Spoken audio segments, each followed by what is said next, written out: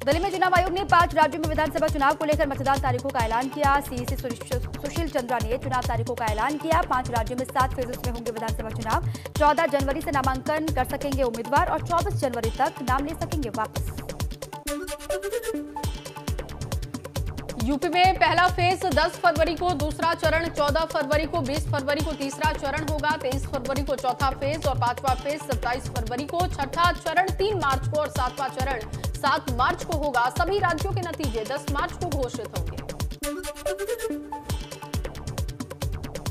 UP में पहले phase में 58 सीटों पर वोटिंग, दूसरे फेज में 55 सीटों पर होगी वोटिंग, तीसरे चरण में 59 और चौथे में 60, पांचवें में 60, छठे फेज में 57 सीटों पर वोटिंग होगी और सातवें और अंतिम फेज में 54 सीटों पर वोटिंग होगी। उत्तराखंड में एक चरण में चुनाव 14 फरवरी को, उत्तराखंड में एक चरण में वोटिंग होगी, 10 मार्च को ही आएंगे नतीजे। पंजाब, गोवा में भी 14 फरवरी को मतदान होगा।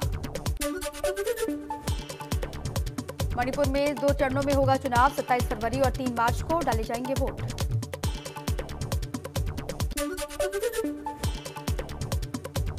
मुख्य चुनाव आयुक्त ने कहा कि कोरोना नियमों के साथ कराए जाएंगे चुनाव। हर बूथ पर मास्क, सैनिटाइजर और ग्लव्स जरूरी होंगे। कहा चुनाव में ओमिक्रॉन चिंता का विषय, कोरोना पॉजिटिव मरीज भी दे सकेंगे वोट। सुरक्षित चुनाव कराने की पूरी तैयारी।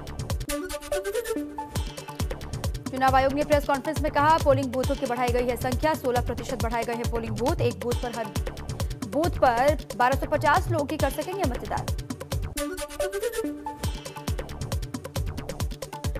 24,09,000 मतदाता यूपी में पहली बार करेंगे मतदान। 2,15,368 polling booth, 1,260 pink polling booth होंगे और 18 करोड़ 30 लाख से ज्यादा वोटर डालेंगे वोट।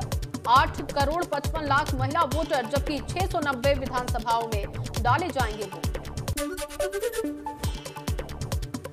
उम्मीदवारों को बताना होगा अपना आपराधिक इतिहास। टीवी चैनल्स और अखबारों पर 3 बार देनी होगी जानकारी। पेड न्यूज पर भी चुनाव आयोग की पैनी नजर रहेगी। चुनाव में पैसों पर भी निगरानी होगी।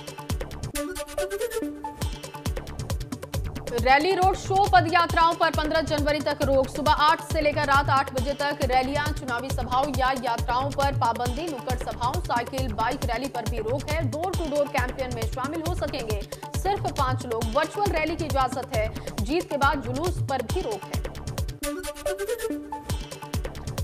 दिव्यांग, सीनियर सिटीजन, कोविड मरीजों को सुविधाएं। बुजुर्ग मतदाताओं और विकलांगों के लिए व्हीलचेयर की सुविधा होगी। मतदान का वक्त 1 घंटे बढ़ा दिया गया है। चुनाव आयोग ने कहा समय पर चुनाव कराना प्राथमिकता है।